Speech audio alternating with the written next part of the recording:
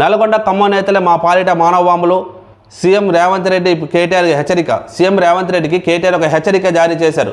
అదంటే 6 గ్యారంటీలు 6 గ్యారంటీలుగా మారాయి. మీరు చెప్పిన 6 గ్యారంటీలు ఏదైతే ఉన్నాయో 6 గ్యారంటీలు మీరు విస్మరించారు. మీరు ప్రజలకు ఇచ్చిన మాట మీరు మర్చిపోతున్నారు. ఆ 6 గ్యారంటీలు మీరు చేయట్లేదు. అది చేయకపోగా మీరు ఇంకా మా పైన కేసులు బనాయించి ప్రజలని డైవర్ట్ చేస్తున్నారు అని చెప్పేసి ఒక సంచలనమైన వ్యాఖ్యలు ఇంతకుముందే చేయడం జరిగింది. అదేవిధంగా 6 గ్యారెంటీలు 6 గారెడీలుగా మిగిలిపోయాయి అని చెప్పేసి కేటీఆర్ సంచలనమైన వ్యాఖ్యలు అయితే చేశారు. నల్గొండ ఖమ్మం నేతలే మా పాలిట మానవ బాంబులు అయ్యారని చెప్పేసి ఇంకొక సంచలనమైన వ్యాఖ్యలు అయితే చేశారు. పదవులు అనుభవించి కష్టకాలంలో పార్టీ నుంచి వెళ్తున్నారు. కాళ్ళు పట్టుకున్న వారిని తిరిగి బీఆర్ఎస్లోకి చేర్చుకోం. నేనే రంగంలోకి దిగుతా, కార్యకర్తల కోసం పనిచేస్తా కేటీఆర్. ఇదొక మంచి పని చేశారు కేటీఆర్ గారు.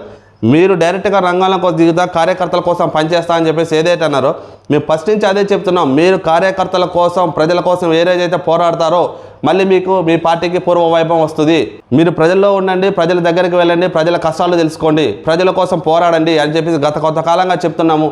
ఈరోజు మీరు చేసిన వ్యాఖ్యలు ఏదైతే ఉన్నాయో మీరు అది నెరవేర్చుకోండి. నేను ప్రజలతో పాటే ఉంటాను, కార్యకర్తల కోసం పనిచేస్తాను, వాళ్ళకు ఒకంత ధైర్యాన్ని నింపుతాను, డైరెక్ట్గా నేనే రంగంలోకి దిగుతాను అని చెప్పేసి ఏదైతే వ్యాఖ్యలు చేశారో ఈ మాట మీరు నిలబెట్టుకోండి.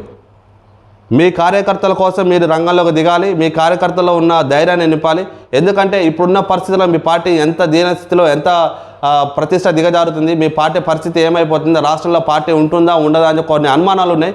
అలాగే మీకోసం పనిచేసిన కార్యకర్తల్లో కూడా అనుమానాలు ఉన్నాయి. వాళ్ళు భయపడుతున్నారు. వాళ్ళలో మీ ధైర్యాన్ని నింపాలి. ఫస్ట్ నుంచి చెప్తున్నాం, మీరు పార్టీ కార్యకర్తల్లో ధైర్యాన్ని నింపండి, పార్టీ కార్యకర్తలతో భేటీ కాండి, వాళ్ళకు ఒక ఇంత ధైర్యాన్ని నింపండి అని చెప్పేసి ఫస్ట్ నుంచి చెప్తున్నాం. ఇప్పుడు మీరు ఏదైతే చెప్తున్నారో మేము పార్టీ కార్యకర్తల కోసం పనిచేస్తానని అది నిజంగా చేసి చూపించండి. ప్రజలతో పాటు ఉండి ప్రజల్లో మెదలండి, ప్రజల కోసం పోరాటం చేయండి.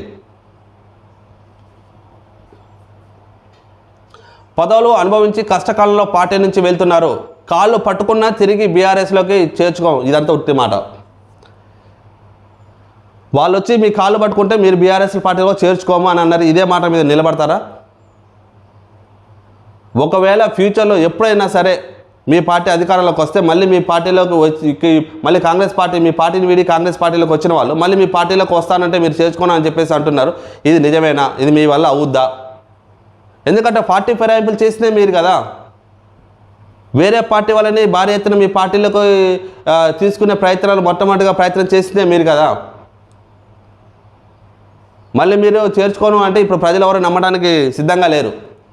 5 ఏళ్ళు ప్రభుత్వంలో ఉండు, నీ 420 హామీలు నెరవేర్చు, నీకు నీ పార్టీలోని నల్గొండ ఖమ్మం నాయకులే మానవ బాంబులుగా అవుతారు అంటూ మంత్రి బీఆర్ఎస్ వర్కింగ్ ప్రెసిడెంట్ కేటీఆర్ గారు హెచ్చరించడం జరిగింది.